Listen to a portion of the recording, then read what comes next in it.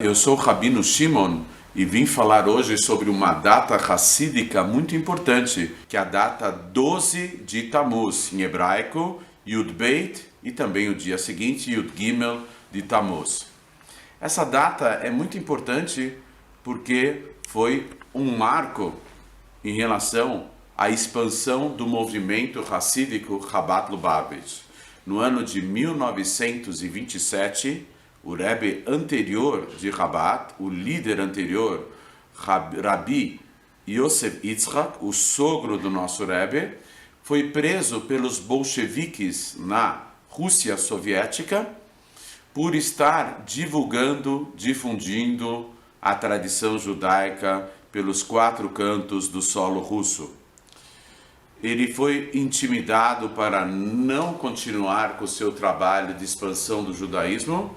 No entanto, pelo seu idealismo, continuou à frente de toda a orientação e todo o apoio logístico de todas as comunidades judaicas na Rússia soviética de então. Ele foi preso, ficou muitos dias preso, chegou a ser torturado, tanto física como psicologicamente, e quase que foi executado por um verdadeiro milagre. Ele foi liberto, onde houve intervenção de personalidades internacionais, porque houve toda uma comoção e uma mobilização geral para a libertação do grande líder judeu. Entre aqueles que auxiliaram na sua libertação, houve a intervenção do presidente americano da época, também da viúva do grande escritor, que ele é chamado o escritor da Revolução Russa, Maxim Gorky. A viúva também ajudou no processo de libertação do Rebbe anterior. E o Rebbe anterior, tudo que ele fazia, ele passou a fazer bem mais quando liberto.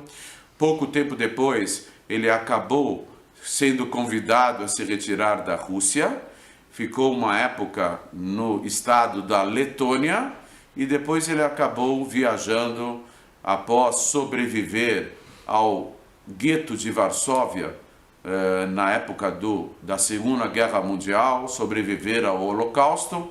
Ele acabou fixando residência nos Estados Unidos, no 770, que é o número 770 da Avenida Eastern Park em Brooklyn, New York, que é o quartel-general do movimento hassídico Chabad Lubavitch no mundo inteiro, onde de lá o seu genro, o nosso Rebbe, durante 44 anos liderou o movimento para expandir o judaísmo autêntico, original e genuíno no mundo inteiro, reaproximando os próprios judeus de suas raízes, de sua tradição milenar.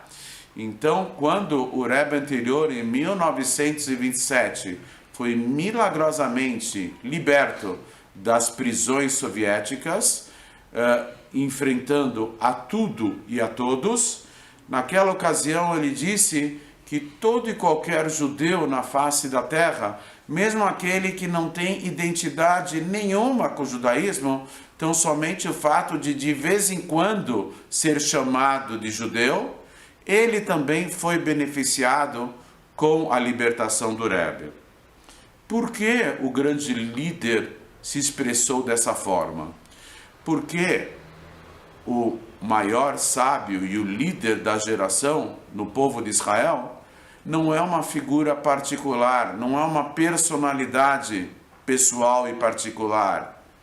Ao contrário, ele é uma figura pública totalmente dedicado ao bem-estar físico e espiritual de todo o povo de Israel.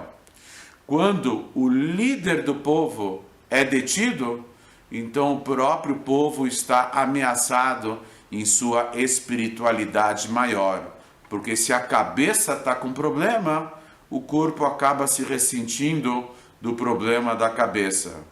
A cabeça, como a tradição nos lembra de que o líder hassídico é chamado Nidish, no jargão judaico medieval, ele é chamado de Rebbe. E Rebbe é uma transcrição para o Yiddish do termo em hebraico, que é Rabi. Conforme já explicamos, Rabi significa Rosh Benei Israel, a cabeça dos filhos de Israel. Há um líder maior em toda a geração. Esse líder está conectado com todas as almas do povo de Israel e também está conectado, por extensão, com todas as almas da humanidade. Então, quando o líder da geração anterior, que era o Rebbe, Rabi Yosef Yitzhak, foi detido pelos bolcheviques, então houve uma ameaça na espiritualidade maior do povo de Israel, na sua conexão com Deus, e por extensão, uma ameaça na espiritualidade de todos os seres humanos, todos os bilhões de pessoas que habitam esse planeta. É claro que na época o número era bem menor, mas a ideia da libertação do líder é a ideia de uma nova possibilidade de crescimento no mundo inteiro da conexão de cada ser humano com Deus. Essa conexão também passa pelo líder maior da geração. Assim como qualquer movimento envolvendo qualquer membro de um corpo passa pelo sistema nervoso central, que é concentrado na mente, na cabeça da pessoa. A libertação do Rebbe anterior possibilitou com que o movimento hassídico Chabad Lubavitch, mesmo tendo sido desfalcado em um número muito grande de Hassidim no Holocausto, que foram chacinados, trucidados pelos nazistas, mesmo assim, com a presença do Rebbe anterior em Nova York, no Brooklyn, começou o movimento a se estruturar cada vez mais, e particularmente pelas mãos do seu genro, que é o nosso Rebbe, a ponto de se expandir no mundo inteiro, preparando o mundo para a revelação do Mashiach.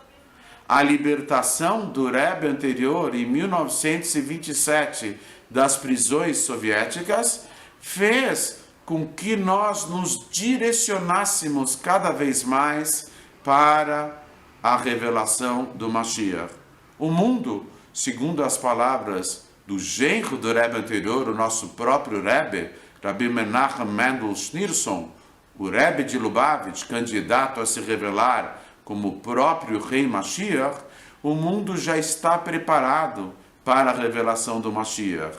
E com atos de bondade e solidariedade humana, e com o estudo sobre Mashiach e a redenção, haveremos de agilizar ao máximo esse processo irreversível da revelação do Mashiach e, subsequentemente, do mundo vindouro, com a ressurreição dos nossos entes queridos e quando, subsequentemente, o Criador do mundo, o autor da obra, Deus, haverá de se revelar no plano físico e material. Um Deus que não tem semblante, um Deus que não tem corpo, um Deus que não é físico.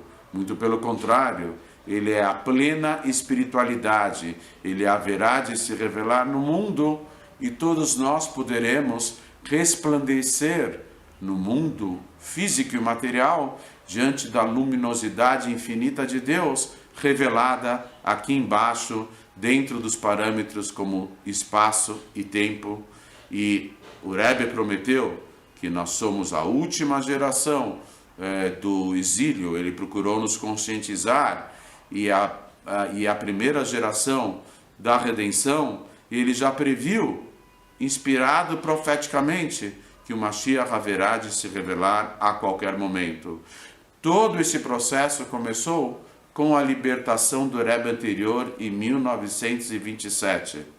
O Rebbe foi salvo milagrosamente, mas é sabido que à medida em que o regime totalitário de Stalin pressionava cada vez mais, cerceando os direitos e liberdade de expressão religiosa dos judeus e de toda e qualquer religião, particularmente a comunidade judaica, quanto mais eram pressionados, mais o Rebbe anterior estava decidido a divulgar, e disseminar e orientar cada vez mais os seus discípulos, os seus seguidores, para expandir cada vez mais o judaísmo na Rússia soviética de então. O Rebbe muitas vezes se encontrava com dezenas e dezenas de Hassidim e ele dava todas as instruções necessárias. Muitos desses Hassidim eram shohatim, abatedores rituais de animais, ou moalim, peritos em circuncisão, ou peritos na construção de mikvaot, piscinas à base da chuva para a purificação das senhoras judias, ou então professores e crianças de tenra idade, peritos na educação básica e elementar da tradição judaica, ou então peritos na confecção de pães ázimos, matzot para Pesach, e tantas outras mitzvot básicas da vivência judaica. Muitas vezes o Rebbe se encontrava com cada um desses discípulos, e depois que cada um de seus seguidores se virava de costas, saía da sala e batia a porta, o Rebbe rompia num choro profundo, porque ele sabia que esses seus seguidores nunca mais seriam vistos, porque eles seriam perseguidos e seriam executados, seriam mortos. Muitos, entre centenas de Hassidim, de seguidores do Rebbe anterior, foram convocados a prestarem esclarecimentos, declarações na delegacia local. Em geral, esse convite era feito com acompanhamento de policiais na calada, na surdina da noite, e esses Hassidim iam prestar depoimentos, mas nunca mais voltavam aos seus lares. Eram encaminhados para campos de trabalhos forçados, prisões, clínicas psiquiátricas para sofrerem eletrochoques e todo tipo de tortura, e depois acabavam sendo executados. Eles viviam pelo judaísmo e morreram santificando o nome de Deus, expandindo o judaísmo na Rússia soviética de então. Em mérito desses Hassidim, e em mérito do próprio Rebbe, que foi salvo milagrosamente de toda a atuação do movimento Rabat Lubavitch dentro da Rússia, com espírito de autossacrifício, hoje em dia, em compensação, a Rússia é um país livre, pelo menos para a expressão religiosa e a atuação do judaísmo na comunidade judaica. Não só o governo russo permite a prática do judaísmo em solo russo, como há um apoio incondicional à comunidade judaica. Tudo isso foi obtido em mérito daquelas almas que morreram sacrificando a própria vida, santificando o nome de Deus, ao difundirem, divulgarem, orientarem e manterem cada vez mais vivo o judaísmo, a chama do judaísmo no solo russo. É uma data significativa, 12 de Tammuz e 13 de Tammuz. E com essa data nós comemoramos o fortalecimento do nosso movimento hassídico Rabat Lubavitch, do judaísmo de uma forma geral e da espiritualidade no mundo inteiro. Ao encontro do Mashiach, a qualquer momento, se Deus quiser.